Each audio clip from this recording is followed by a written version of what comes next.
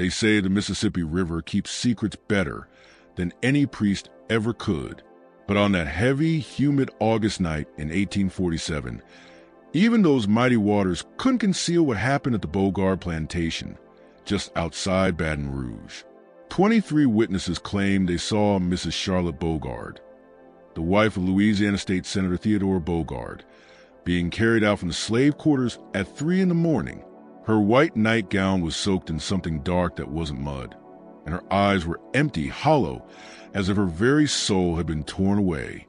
The local sheriff's records from that night vanished mysteriously 2 days later. The parish priest refused to ever speak of it, not even on his deathbed 40 years afterward. And every enslaved person who had been in those quarters that night was sold to different states within a week. What you're about to hear isn't just another Southern Gothic tale. It's the buried truth, the suppressed story of one of Louisiana's most powerful families, and the night that changed everything. Before we continue with the story of the Beauregard Plantation, if you're fascinated by America's hidden historical mysteries, make sure to subscribe to Liturgy of Fear, hit that notification bell, and tell us in the comments what state or city you're listening from. We love connecting with fellow seekers of dark truths across the nation. The morning after that terrible night, the sun rose over Louisiana's sugar fields as if nothing had changed. But everything had. Baton Rouge in 1847 was a city caught between two worlds. The state capital had only recently moved there from New Orleans, bringing with it ambitious politicians, wealthy planners, and the rigid social hierarchies that define antebellum Louisiana. The air was thick with the scent of magnolia and burning sugarcane, while paddle wheel steamers churned up the Mississippi, carrying cotton, sugar, and human cargo to markets near and far. Senator Theodore Beauregard stood at the very top of that world. At 45, he owned 3,000 acres of the most fertile land in East Baton Rouge Parish, worked by 137 enslaved souls. His sugar mill produced more refined sugar than any other in the region, and his voice in the state senate could sway votes on everything, from infrastructure projects to the harsh slave codes that ruled Louisiana. But it was his wife, Charlotte, who truly fascinated Baton Rouge society. 20 years his junior, she had arrived from Charleston 5 years earlier as Theodore's bride, bringing with her an education most women of her time could only dream of. She spoke fluent French and Latin and, quite surprisingly, several West African dialects she claimed to have learned from her childhood nurse. At social gatherings, she would enchant guests with her knowledge of history, philosophy, and medicine, subjects most considered far too improper for a lady of standing. The Beauregard Plantation house rose 3 stories above the river road, its white columns gleaming like bleached bones beneath the Louisiana sun. The mansion held 22 rooms, each more lavish than the last, filled with furniture imported from Paris and portraits painted by New Orleans' finest artists. But the layout of the plantation itself would soon prove crucial to this story. Unlike most estates, where the slave quarters were built far from the main house, Theodore had arranged his property differently. The quarters formed a horseshoe, 30 small cabins for field workers surrounding a larger building at the center. The enslaved called it the keeping house. This keeping house served many purposes. It was where the sick were treated, where women gave birth, and where domestic workers prepared special items for the main house. But among the enslaved, there were whispers about this place, whispers that never reached white ears. They spoke of it only in hushed tones, calling it the place where spirits gather in their native tongues. Among those enslaved was a woman named Marie Claire. In the Beauregard's ledger, she was listed simply as Mary, housemaid, age 30. Purchased from a plantation near New Orleans 3 years earlier, she was unlike most others, for she could read and write, dangerous skills for an enslaved person to possess. Marie Claire served as Charlotte's personal maid, always by her side, watching, listening, and rarely speaking. The summer of 1847 had been especially cruel. The heat pressed down like a physical weight, and a strange illness swept through both the enslaved and the overseers. 7 people had died in July alone, their bodies burning with fever before suddenly going cold as stone. The parish doctor, Josiah Henley, called it a peculiar strain of yellow fever, but privately, he admitted to his colleagues in New Orleans that he had never seen symptoms quite like these. It was during the suffocating summer that Charlotte Bogart's behavior began to change. She started taking long walks at dusk, always toward the quarters. She dismissed her husband's concerns, saying she was bringing medicine to the sick, fulfilling her Christian duty. Theodore, preoccupied with an important legislative session on railroad expansion, paid little attention to his wife's new charitable habits.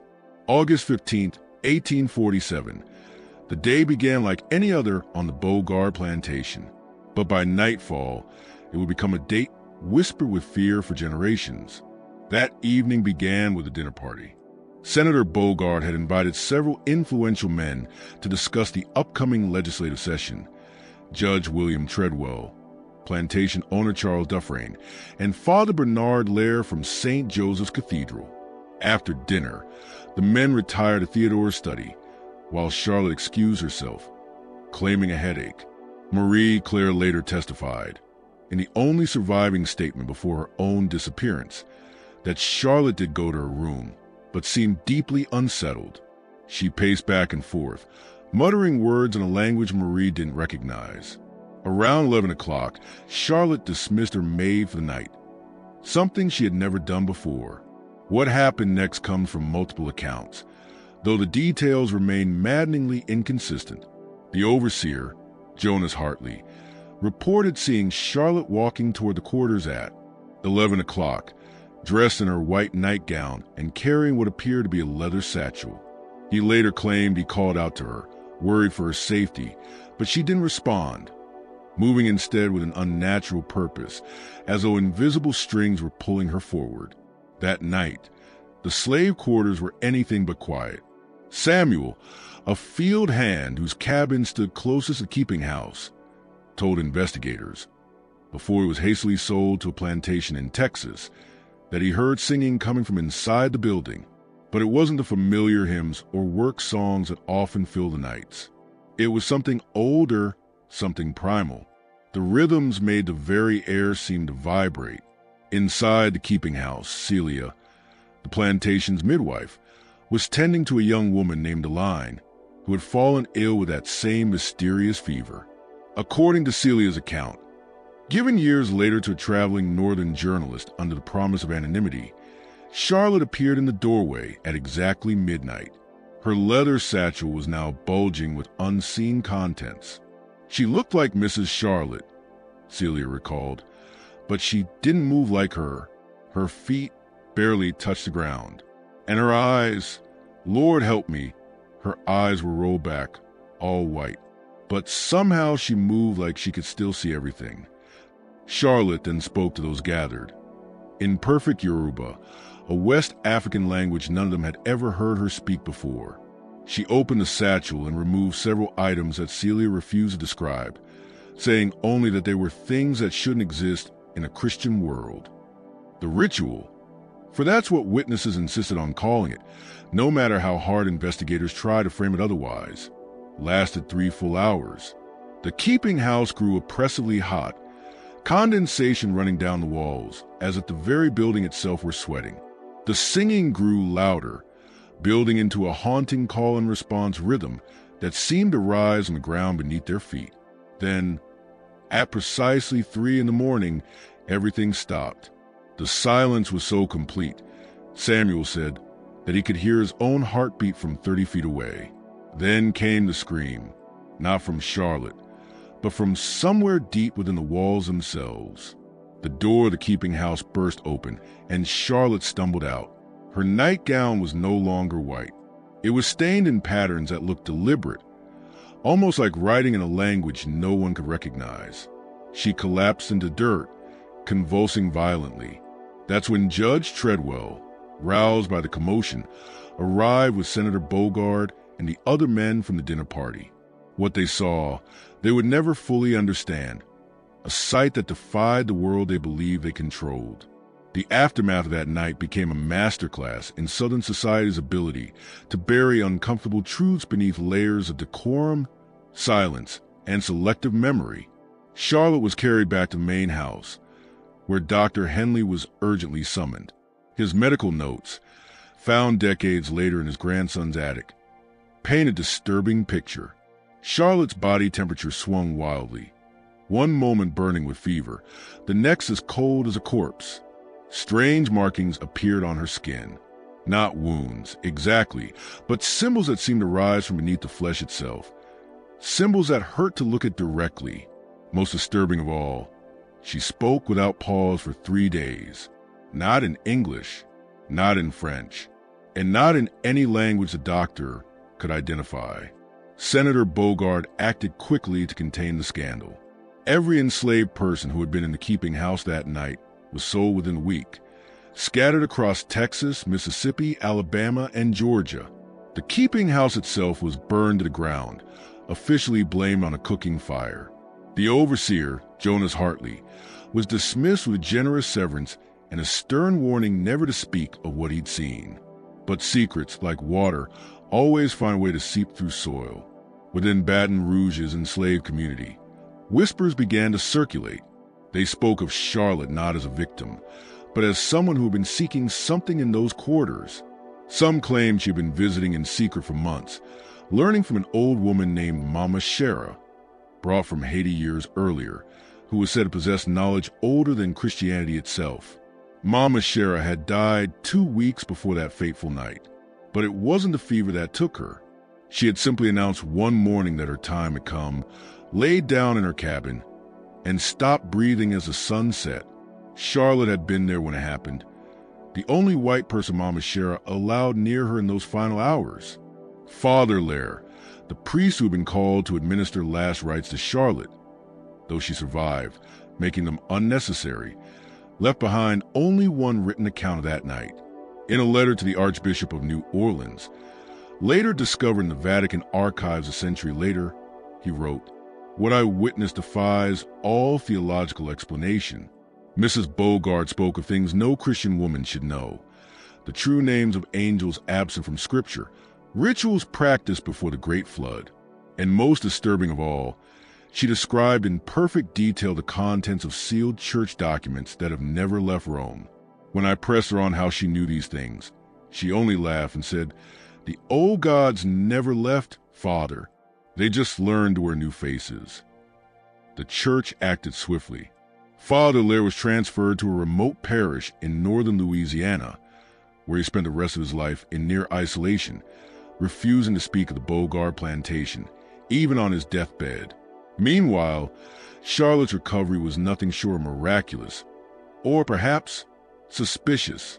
Within 2 weeks, she appeared perfectly healthy, claiming no memory of that night. She resumed her social duties, hosted tea parties, attended church, and smiled for her guests as if nothing had ever happened. But those closest to her noticed subtle, unsettling changes. She no longer walked the gardens at dusk. She refused to go near the site where the keeping house had once stood. And sometimes, when she thought no one was watching, she would trace strange symbols in the air with her fingers, her lips moving in silent recitation. Theodore, meanwhile, threw himself into politics with newfound intensity. He became one of the loudest voices in favor of stricter slave codes, especially those forbidding unsupervised gatherings among the enslaved for religious or cultural purposes. His colleagues assumed it was typical planter paranoia, but those who had been there that night knew better.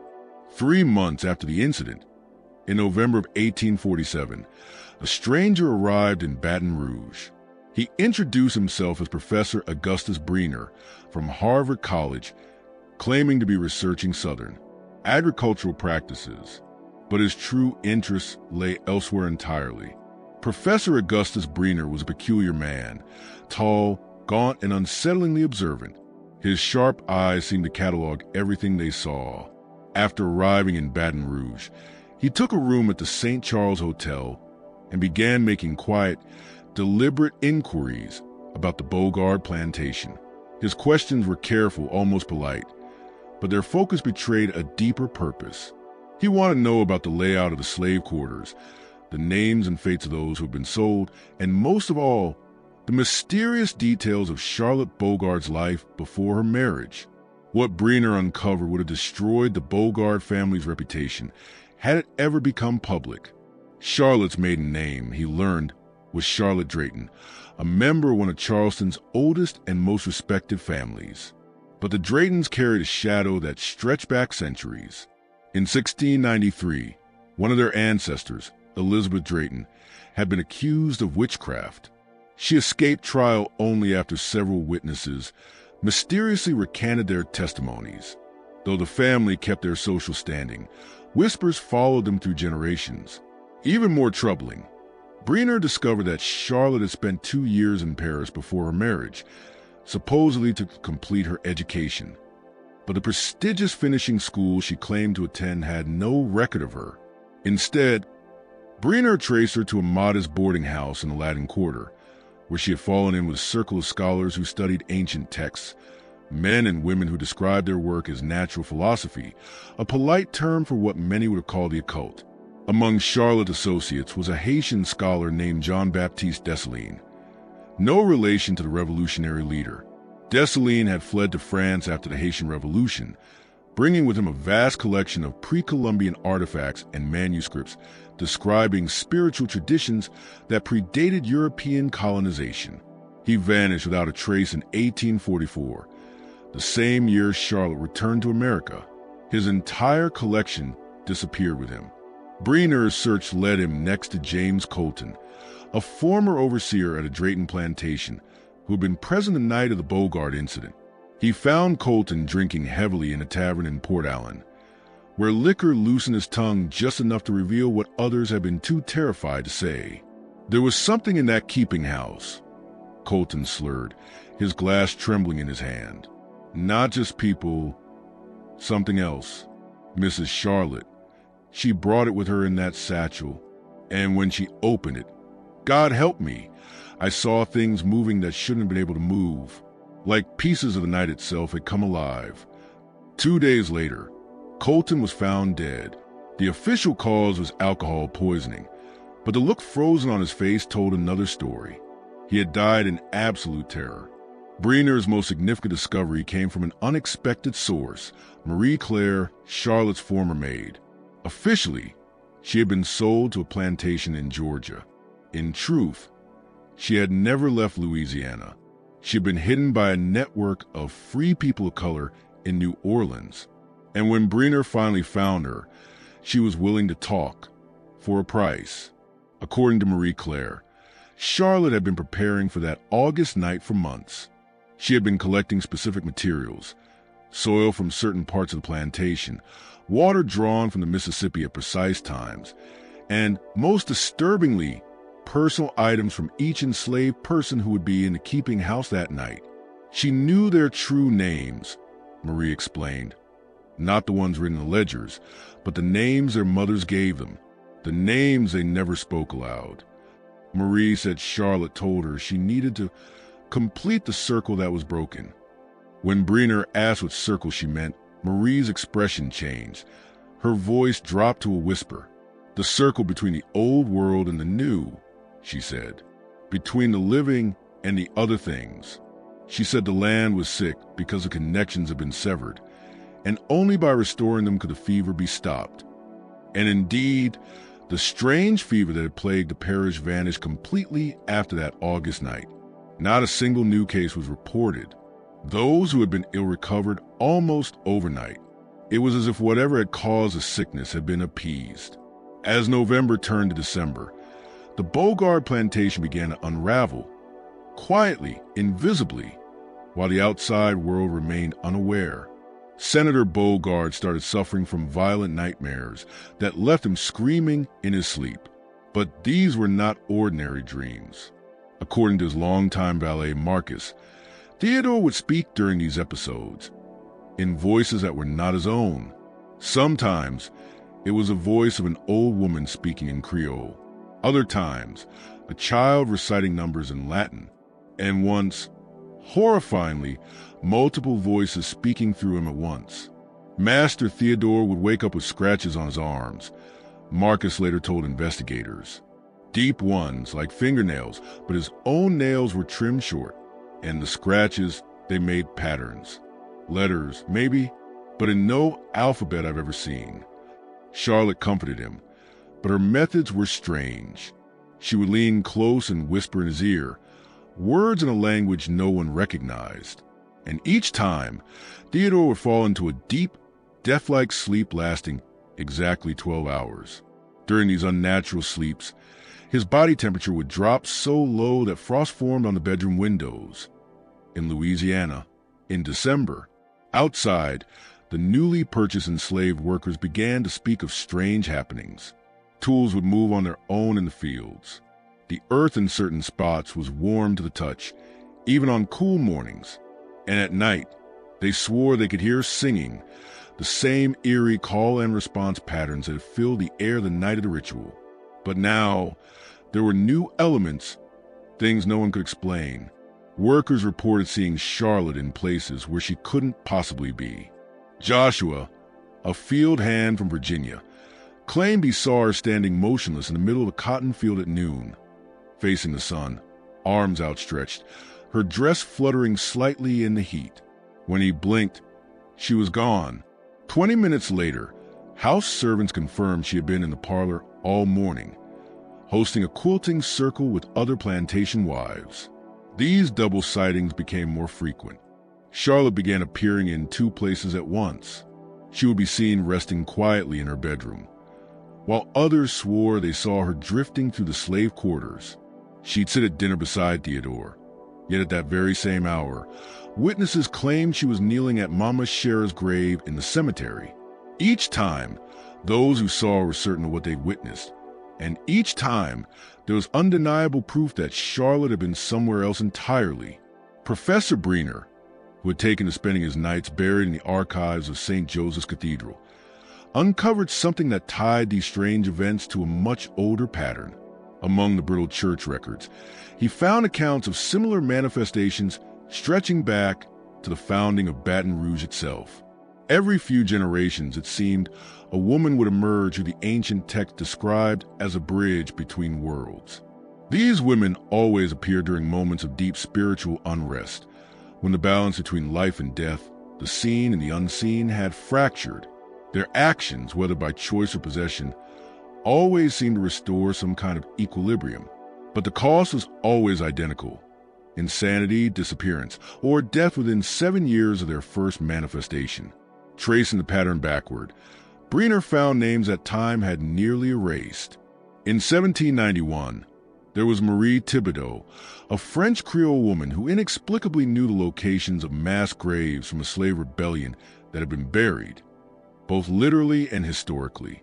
She led officials to 17 burial sites before vanishing into the bayou, leaving behind only her garments, folded neatly in a perfect circle. Then in 1815 came Elizabeth Fortier, the wife of an American settler. She suddenly began speaking in native languages she had never heard before, revealing the resting places of sacred relics hidden during the early years of colonization. Exactly 7 years after her first episode, she was found dead on that same date. Her body covered in symbols burned into her skin from within. The pattern was undeniable. Every 30 or 35 years, a woman would rise, a conduit for forces demanding recognition, something ancient and unfinished seeking passage through a human vessel. And now, it seemed, Charlotte Bogart was next in this lineage. On December 10th, Charlotte's pregnancy began to defy all sense and science. Dr. Henley, who examined her weekly at Theodore's insistence, recorded abnormalities so disturbing he later tried to destroy his notes, though copies of his assistant's journal survived. Her belly size would change from week to week, sometimes swelling as if 5 months along, then appearing almost flat the next day. Even more disturbing were the movements beneath her skin. They weren't like a child's kicks. No, they were deliberate, purposeful. Henley described them as intelligent, as if something inside was feeling along its confinement, testing the boundaries of its cage. During one examination, Henley placed a stethoscope to her abdomen. What he heard sent him stumbling back in horror. There was not one heartbeat, but dozens, each pulse slightly out of rhythm, combining into a sound that reached into the deepest part of his chest. Later, He could only describe it as a choir of hearts, each one beating with its own memory. Charlotte herself appeared oblivious. She moved through her days with an eerie calm that unsettled everyone around her. During tea gatherings, she would stop mid-sentence, gaze into nothing for exactly 13 seconds, then resume as though nothing had happened. When she embroidered baby clothes, the pattern seemed to shift when looked at directly, geometric shapes that bent and shimmered at the edges of perception. Meanwhile, Theodore was wasting away. He had lost nearly 30 pounds since August, his once proud figure now thin and hollow. He refused to eat meat, saying it tasted like grave soil. Mirrors terrified him. He claimed they reflected things standing behind him that weren't there. Most disturbing of all, he began writing letters to people long dead. Dozens of them were found hidden in his study. Letters addressed to his grandfather, dead since 1820, discussing the terms of their agreement. Correspondence with a business partner who had drowned in 1843, negotiating the price of safe passage. And most unnerving, daily letters to someone he called the keeper, pleading for more time to prepare the vessel. Then, on December 15th, a stranger arrived at the plantation.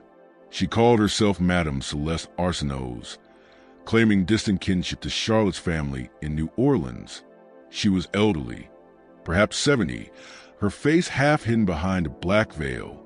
Her voice was no louder than a whisper, yet it carried clearly across every room. The servants were uneasy from the start. No one had ever heard of an Arsenault in Charlotte's lineage, and even Charlotte herself seemed confused by the woman's presence. But Theodore insisted she stay, giving her the finest guest room and ordering the staff to obey her every request. And those requests were strange. She demanded soil from 7 different spots on the plantation, water gathered under the light of the new moon, and, most horrifying of all, a vial of blood from every living person on the property, enslaved and free alike. When the overseer objected, Theodore erupted in a fury no one had ever seen, threatening to have the man whipped if he refused. The collection took 3 days. Madame Arsenault oversaw every drop herself, using a separate needle for each person, needles engraved with symbols that seemed to writhe in the flickering lamplight. As she worked, she whispered to each subject in a language older than any African, French, or English tongue. Those who met her eyes later claimed they saw not their reflection, but the faces of ancestors, recognizable through bloodlines, yet faces they had never actually seen. On December 18th, Professor Briner tried to visit the Bogard plantation to warn them of his discoveries, but he never made it past the front gate. The moment his carriage crossed onto the property, the horses panicked, rearing violently, refusing to take another step. When Briner dismounted and attempted to walk, an overwhelming sense of dread gripped him. So intense, he collapsed to his knees before turning back. He vomited and collapsed, his body trembling before he hit the dirt. Hours later, passing travelers found him delirious, mumbling about a child in the shadows, one that was growing fat on borrowed time. That night, every single flame on the plantation took on a strange greenish hue. Candles, oil lamps, even the cooking fires all burned the same sickly color. The light they cast through shadows that didn't match their sources, shadows that moved on their own, gathering in corners and doorways as if watching. Marlaire, who had been secretly sneaking back to the plantation under cover darkness to collect information for reasons of her own, saw something that would haunt her until her dying day. She witnessed Charlotte and Madame Arsenault standing in the family cemetery before the grave of Charlotte's infant sister, the one who had died 30 years before Charlotte herself was born. They were digging into the earth with their bare hands, pulling something out of the soil that Marie-Claire couldn't quite make out. Whatever it was, it looked as if it had been wrapped in placental membrane, fresh and wet, despite having been buried for decades. They carried it back to the house with reverence, as if it were a holy relic. Marie-Claire followed from a distance and saw them take it into Charlotte's bedroom, where Theodore waited, trembling, tears streaming down his face, lost what could only be described as a kind of religious ecstasy. "The circle turns," he whispered. The debt is paid. The child comes home. On December 20th, Charlotte declared she was pregnant. Not that she had been pregnant, but that she had just become pregnant. Dr. Henley, summoned to examine her, found this impossible. He had been documenting evidence of her advanced pregnancy for weeks. Yet Charlotte was adamant. Conception had occurred that very morning at dawn. The seed was planted when the sun touched the earth, she said, her gaze fixed on something beyond the physical world. 9 days it will grow, 9 nights it will gather, and on the 9th hour of the 10th day it will crown. That meant December 29th, a date Breener's research had marked as significant in several occult traditions, when the veil between worlds was believed to be at its thinnest, as the old year gasped its final breaths. By then, the plantation staff were leaving one after another. They offered excuses, sick relatives, better wages elsewhere, but their terrified eyes told the truth. Those who remained did so out of old loyalty or sheer lack of options. Among them was old Benedict, the stable master who had served the Bogarts faithfully for 40 years. On December 22nd, Benedict made a choice that would change everything. He secretly reached out to Father Jean-Baptiste Duchesne, an elderly priest in New Orleans known within the church for his knowledge of what they delicately referred to as irregular spiritual matters. Father Duchesne had once dealt with the 1815 incident involving Elizabeth Fourier. He was one of the last living men who understood the pattern unfolding again at the Bogart plantation. When he received Benedict's plea, he immediately began preparing for the journey to Baton Rouge. He gathered relics and tools the church hadn't used since the earliest colonial days, sacred items that blurred the line between Christian ritual and something far more ancient. Meanwhile, Madame Arzino began what she called the preparation of the vessel. Charlotte spent hours each day inside a specially prepared room, where every mirror was draped in black cloth, the windows sealed with wax mixed with cemetery dirt, and the floor marked with intricate designs drawn in salt, ash, and what looked disturbingly like powdered bone. Charlotte sat in the center of these symbols, while Madame Arzino circled her in deliberate geometric paths, chanting in that ancient whisper that never seemed to end. Those who passed by reported hearing more than one voice, dozens, maybe hundreds, all speaking together in eerie harmony, like wind rushing through a hollow crypt. Theodore, meanwhile, had stopped sleeping entirely. Every night he wrote furiously in a journal, page after page filled with text that switched between English, French, Latin, and symbols belonging to no known language. Charlotte's maid caught a glimpse of one of those pages and swore she saw what looked like architectural blueprints, not for any earthly building, but for something that existed in dimensions beyond comprehension. Notes in the margin spoke of load-bearing sorrows and foundations of grief. On December 23rd, the animals began to die. It started with the chickens. Every rooster on the plantation dropped dead at dawn, their bodies arranged in a perfect circle around the coop. At noon, all 17 pigs collapsed simultaneously, their limbs twisted as though they'd been forced to kneel. By sunset, every horse in the stables was gone, eyes wide open, mouths frozen in grotesque, almost human smiles. Only the cattle remained alive, but they stood in the fields lowing ceaselessly, their sounds deep and mournful, like a hymn sung by creatures that had forgotten they were beasts. That night, Charlotte vanished. She had gone to her room after dinner, claiming exhaustion from her pregnancy. When Theodore checked on her an hour later, the room was empty. The window was open, and the walls were covered in strange symbols, drawn in ash mixed with blood. They seemed to shift and writhe if one stared too long. But what stood at the center of the room was worse. Where the bed should have been, there was a hole, not broken to the floor, but replacing it entirely, a perfect circle of absolute darkness that seemed to pull the light inward. Theodore stood at the edge, staring down into a depth that shouldn't exist, deeper than the foundations, deeper perhaps than the earth itself. From that blackness came Charlotte's voice, multiplied, layered, harmonized with itself across different ages. He heard her as a child, as a young woman, as an old crone she had never yet become. All of them spoke together, whispering the same chilling words. The payment comes due. The circle completes. The child rises from the foundation. Theodore screamed toward the house, sending everyone running. They found him on his knees at the edge of that impossible hole, reaching desperately into the darkness, muttering incoherently about bringing her back from beyond the boundaries of time itself. Then Madame Arzino appeared in the doorway, no longer the frail old woman she pretended to be. Her true form defied understanding. Some later swore she looked impossibly ancient. Others claimed she appeared heartbreakingly young. A few said she was both at once, multiple versions of herself existing in the same space, shifting with every blink. "It is time," she declared, her voice seeming to echo from the walls themselves. "The vessel has descended to gather what was scattered. She will return with the payment required."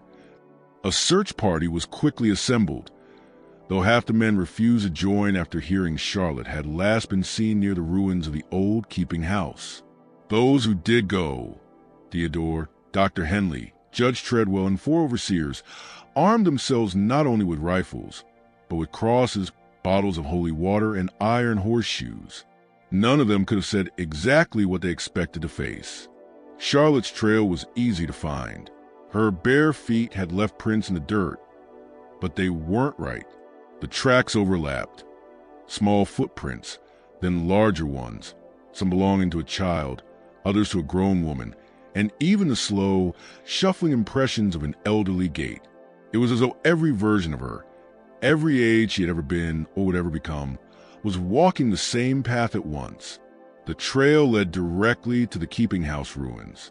There, in the center of the burned foundation, Charlotte had cleared a perfect circle in the ash and debris. She sat motionless in the middle, her white nightgown, the same one from August, spread around her like a burial shroud. But she wasn't alone. The shadows surrounding her had taken shape. Not the vague silhouettes witnesses had seen before, but clear, distinct figures, ones the men recognized with mounting horror. They saw the shadows of the enslaved souls who had been sold away, standing in the exact places they had occupied that night months earlier. They saw the faint forms of those who had died of fever, their outlines flickering like heat mirages. And they saw others, shapes that were older, stranger, belonging to things that existed long before humans ever walked this land. Charlotte was speaking to them, and the shadows were answering, not with words, but with movement, weaving impossible patterns through the air that hurt the eyes to follow. When she gestured, the shadows rippled and flowed like water. When she spoke a name, a shadow would momentarily harden into something almost flesh before dissolving back into the dark. Theodore shouted for her, but she gave no sign of hearing. Her eyes were rolled completely white, yet her actions were deliberate and precise. From the leather satchel beside her, the same one from August, though now impossibly heavy and deep, she began to draw out objects one by one. First, the vials of blood collected by Madame Arzino. She poured each on the ground at exact points within the circle, and with every drop spilled, the corresponding shadow grew darker, more defined, more real. Then she took small jars of soil, scattering them into patterns that mirrored constellations that wouldn't even be charted by astronomers for another 50 years. Finally, she pulled out something that made even the bravest men step back, a small bundle wrapped in burial cloth that moved as if alive. When she unwrapped it, the men saw what she and Arzino had unearthed from the infant's grave. It was no longer dead tissue. It pulsed with unnatural life, growing, reshaping, forming features that were almost human, but not quite. Dr. Henley, trembling but driven by duty, stepped forward, intent on dragging Charlotte out of the circle. The moment his foot crossed the ash line, he screamed and was thrown backward. Later, he would say that in that instant he had seen everything, the entire history of the land beneath them, centuries before colonization, layer upon layer of death, birth, sacrifice, and grief. It all cried out for recognition, for balance. But he also understood, with terrible clarity, what Charlotte was truly doing. This wasn't a summoning. It wasn't possession. It was a birth. She wasn't bringing forth a single child, but the embodiment of every child who had never been born, every lineage ended by violence and enslavement, every future that had been stolen. What grew in her womb, and in that writhing bundle before her, was condensed possibility of all those lost lives made flesh. Charlotte's voice rose higher and higher, chanting in languages older than humanity itself, sounds that bypassed the ear and vibrated deep within the bones of anyone listening.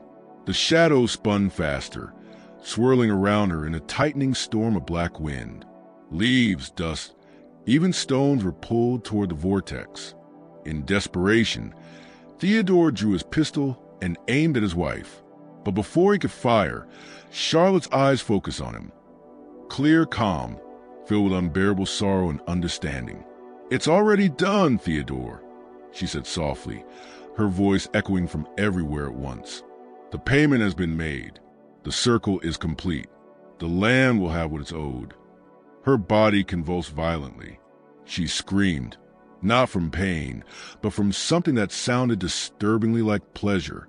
The bundle before her writhed, growing larger, its shape shifting, child, then adolescent, then infant again, cycling through ages as though it couldn't decide what it wanted to be. From Charlotte's swollen belly came a sound that should have been impossible, the wailing cry of a newborn, even though she had been pregnant only days. But this cry was multiplied, layered, dozens of voices crying in unison.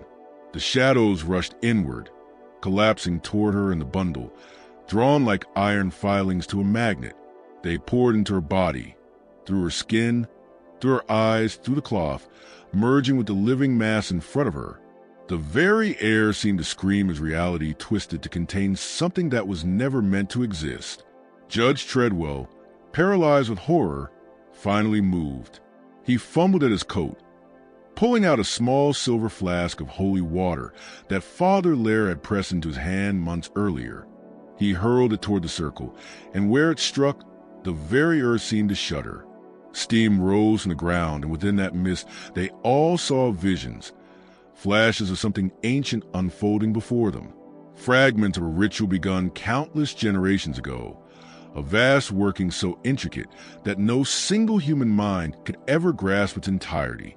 They saw indigenous shamans performing sacred rites on this land centuries earlier, perhaps a barrier, perhaps a prison, meant to contain something even older. They saw the arrival of Europeans, whose presence shattered that ancient protection, leaving it broken and unfinished. Then came the enslaved Africans, who sensed a lingering danger and tried desperately to mend it with their own sacred traditions. Generation after generation of women became vessels for power, each adding a piece to a puzzle they could never fully comprehend. And then they saw the final vision. What would happen if the ritual ever reached completion? Not destruction, but transformation. The land itself would awaken and remember every act ever committed upon it. And that memory would take shape, would become flesh. Charlotte fell to the ground as the bundle before her began to shift and solidify. What emerged looked like a small child, perhaps 3 years old, but its features changed constantly. Faces of different peoples, different eras, every unborn soul that the land had ever been denied. The night fell utterly silent, broken only by the cry of the infant. Charlotte's belly had returned to its normal form, no sign of pregnancy at all. The strange child rose unsteadily to its feet, its eyes, ancient, haunting, all-knowing, moved slowly over the men standing paralyzed at the edge of the circle. When it spoke, its voice carried every language ever uttered on that soil. From the first humans to the present moment, I am the debt made flesh. I am sorrow given form. I am what you owe and can never repay.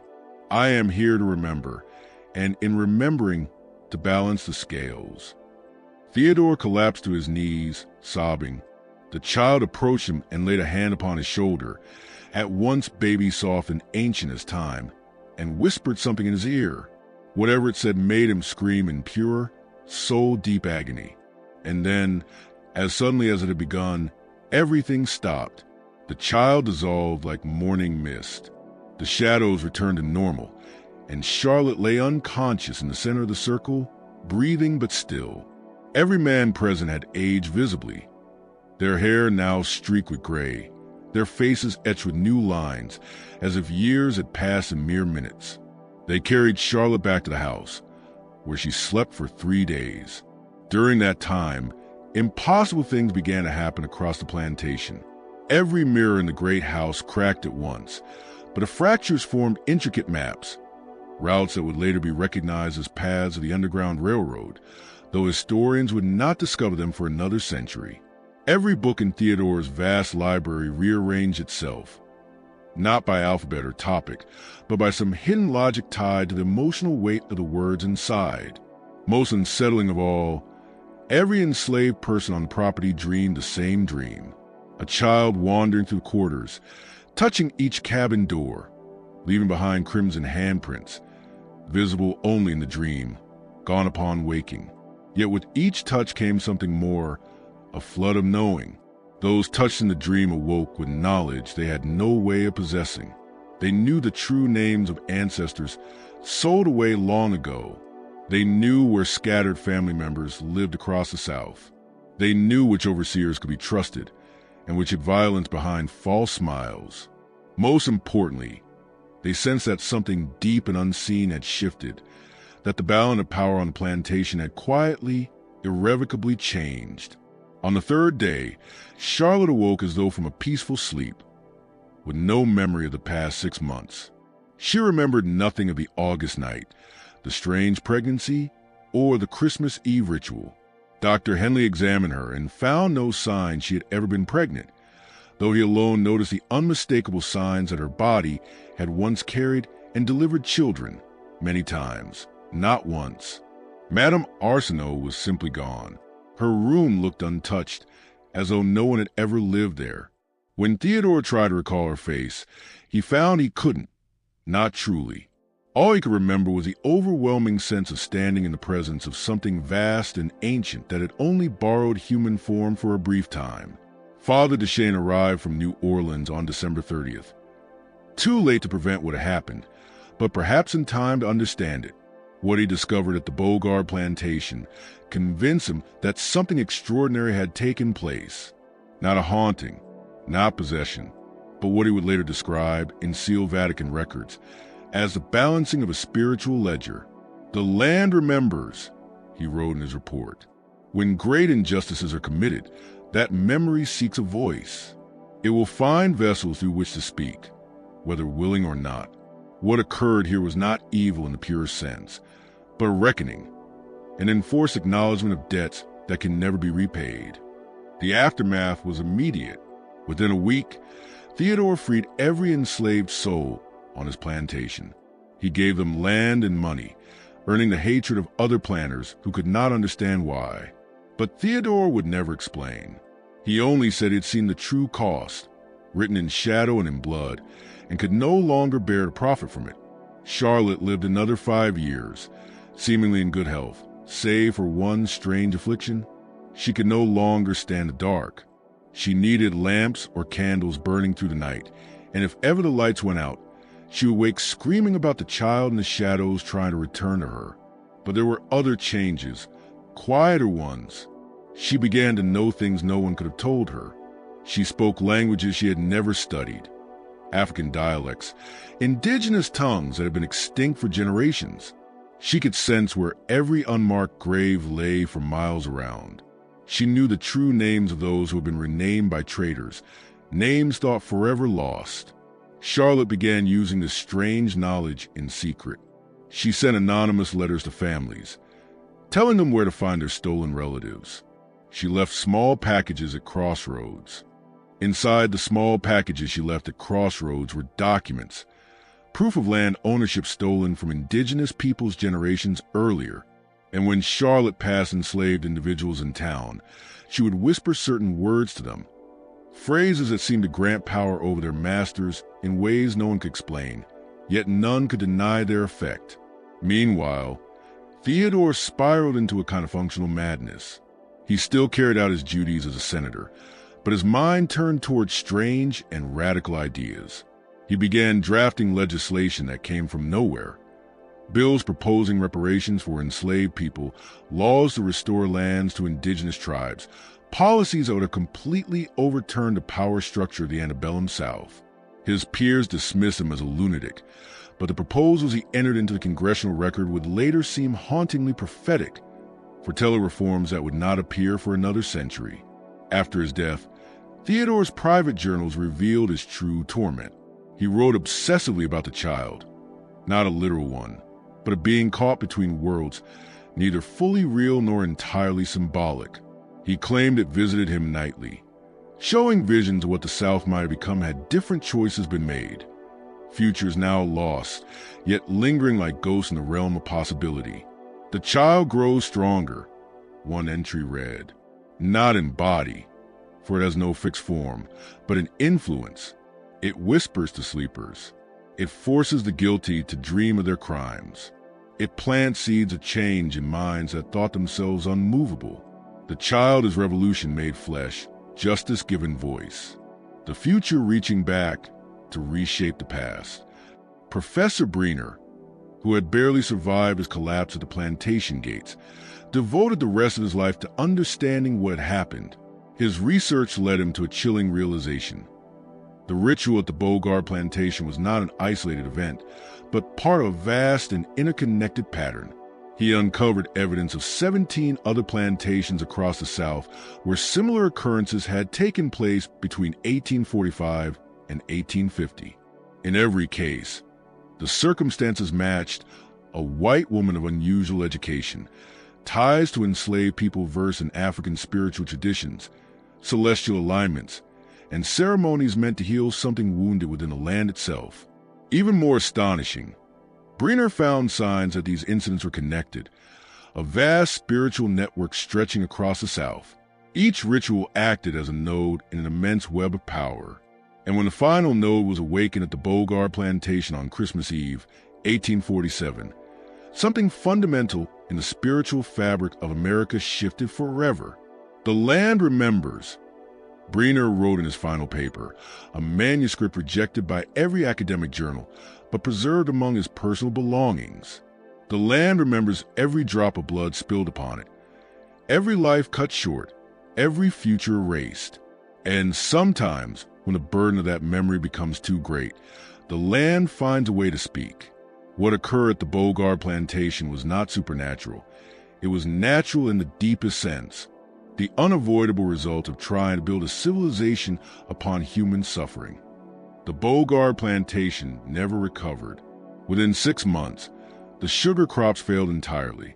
The cane would grow lush and green, only to rot overnight before harvest, turning black and releasing a stench so foul it made workers retch. Desperate, Theodore tried to sell property, but no buyer lasted a single night there. Those who stayed even once all reported the same thing: dreams of staggering intensity, more vivid than waking life. They lived through the lives of every soul who had ever suffered on that soil. When they woke, they carried knowledge they should not have possessed about the horrors of the slave trade, the destruction of indigenous nations, and the terrible cost of sugar and cotton, knowledge that could not be forgotten. In 1852, Charlotte gave birth to a son, a normal pregnancy, a normal delivery, a seemingly ordinary child. But those close to the family noticed something unusual about the boy. His eyes seemed far too old for his young face, and he often spoke to unseen companions he called the shadow children. As he grew, it became clear that he had inherited something from that long December night. He could touch an object and instantly know its history, who had crafted it, who had owned it, what pain or joy it had witnessed. He could speak any language after hearing it once. Most uncanny of all, he seemed to perceive the future, not in detail, but in broad, sweeping patterns, as though he could see the tides of history unfolding before they happened. They named him Gabriel, and as a man, he became one of the most effective and least known figures in the abolitionist movement. Working from the shadows, he provided vital intelligence to the Underground Railroad, uncovered the hidden locations of illegal slave markets, and always seemed to appear exactly where he was most needed. Those who worked beside him said it was as if unseen hands guided him, the collective will of all who had perished in bondage moving through him. Charlotte died on August 15, 1859, exactly 12 years after the first incident. Her death was peaceful, but those who prepared her body found something extraordinary, something never reported to any authority. Her skin bore intricate markings, not scars or tattoos, but natural patterns within the pigmentation itself, as though her body had become a living text. When studied closely, the markings formed words, dozens of languages woven together, telling the stories of people erased from history. The nun who prepared Charlotte's body spent 3 days painstakingly copying every symbol before the markings faded with her final breath. That document, still hidden in the archives of New Orleans convent, remains the only record of thousands of lives that would otherwise have been completely forgotten. Theodore lived until 1862. His doctors called him senile, but perhaps he had simply crossed into another kind of awareness. He claimed to exist in many times at once, past, present, and future all layered together. His final coherent words, spoken to his son Gabriel, were these: "The child in the shadows was right. Every debt is paid, though not always by those who incurred it. The land remembers everything. Make sure you remember, too." After Theodore's death, the Bogard Plantation was abandoned. In 1863, the main house burned to the ground under strange circumstances. Witnesses said the fire burned cold, consuming everything without producing heat.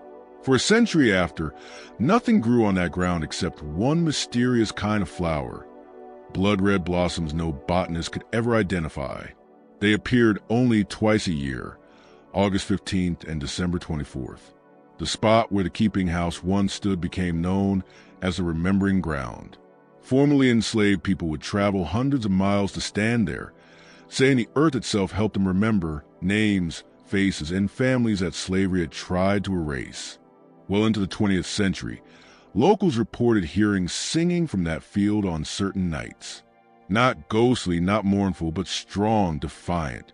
Voices refusing to be forgotten. When Professor Breener's final notes were discovered after his death in 1871, they contained one last revelation. He had found evidence that the rituals performed at the Bogard Plantation and at others across the South had not been endings, but beginnings. The children born of those rituals, beings that were neither flesh nor pure metaphor, were still active, still growing, still working to balance scales that could never truly be even. They moved through history like threads through fabric, Breener wrote. Invisible, but essential, holding together a story that constantly threatens to unravel. They exist in the dreams of the guilty and the memories of the innocent. They are present in every fight for justice, every moment of reckoning, every time someone dares to say, "No more." The ritual at the Bogard Plantation hadn't summoned something new. It had simply given shape to something that had always been there, waiting for the right moment to be seen. The truth of what happened was buried beneath layers of fear, shame, and deliberate erasure. The records were destroyed, the witnesses scattered or silenced, the evidence burned or buried. But truth, like the land itself, has a way of remembering. In 1923, when developers began surveying the old property, workers made a discovery that ended the project for good. Buried deep beneath where the main house had once stood, they unearthed a metal box. Inside was a handwritten document, Charlotte's writing, dated August 14, 1847, the day before the first incident. It was her confession. In it, Charlotte revealed that everything which followed had been planned, not by her alone, but by a network of women across the South. Women who understood that the spiritual wound of slavery would eventually consume everything if left unhealed. For years, they had studied, prepared, and gathered knowledge to perform a working that would force acknowledgement of what had been done.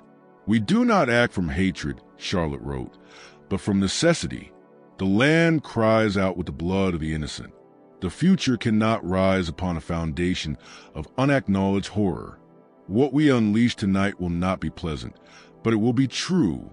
And only through truth, however terrible, can healing begin." She described a hidden alliance, wives and daughters of plantation owners secretly educated by enslaved women, who had preserved spiritual traditions their oppressors tried to destroy. These women understood their unique position. They could serve as bridges between worlds, using their privilege to open doors for justice to enter.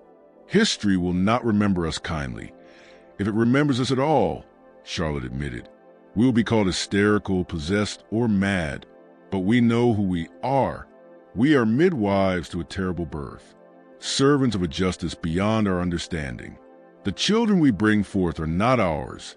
They belong to all those whose children were stolen, sold, or never allowed to be born. Through our bodies, the denied future forces itself into the present. The letter ended with a warning. This is not the end, but the beginning. The children bore a shadow, and sorrow will grow stronger with each passing year. They will whisper to the powerful, show the guilty their crimes and dreams, and slowly, inexorably, bend the arc of history toward justice. The land remembers. The children remember. And eventually, willingly or not, everyone will be made to remember. Today, the site of the Bogard Plantation is an empty field, owned by the state, yet never developed. Locals still avoid it after dark, though few recall exactly why. Sometimes, people claim to see lights moving across the field in strange, deliberate patterns, like a gathering of souls. But when investigators arrive, no one is ever there. On certain humid nights, when the Mississippi runs slow and heavy, you can supposedly hear the singing, old work songs, hymns, African chants, and indigenous prayers blending into a single haunting chorus. A sound like the land itself remembering. Descendants of those once enslaved at Bogard have stories passed down through generations. They speak of dreams where their ancestors visit them, not as ghosts, but as living memories, bringing warnings and truths. They speak of children born with unexplainable gifts, of knowledge that shouldn't be known, of a debt paid in shadow and blood that somehow sets something free. So what truly happened at the Bogard Plantation in 1847? Was it hysteria, fraud, or something beyond human comprehension? The evidence, what little remains, suggests all three and none of them. But one thing is certain, that night changed something. Something that rippled forward through time and still lingers today. The land remembers everything. Every cruelty, every injustice, every life cut short, every future denied. And sometimes when that weight becomes too heavy, it finds a way to speak. The women who became vessels for that revelation paid a terrible price. Yet perhaps they understood some truths demand to be spoken, no matter the cost. The child born of shadows still walks among us, not as a physical being, but as a presence in our collective soul, a reminder that debts unpaid never vanish. It is there in every struggle for justice, every reckoning, every moment someone stands and says, "No more." It is the future that was denied, pushing its way into the present, demanding to be seen, demanding to be heard. The Bogard scandal was buried, the records erased, the witnesses silenced. But truth, like seeds buried deep in dark soil, always finds a light.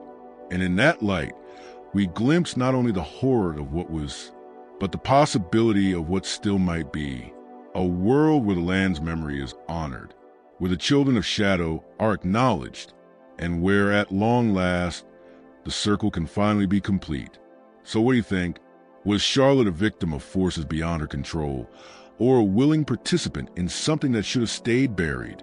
Was she a hero who sacrificed everything to force a reckoning with injustice, or a woman who unleashed powers that were never meant to be touched?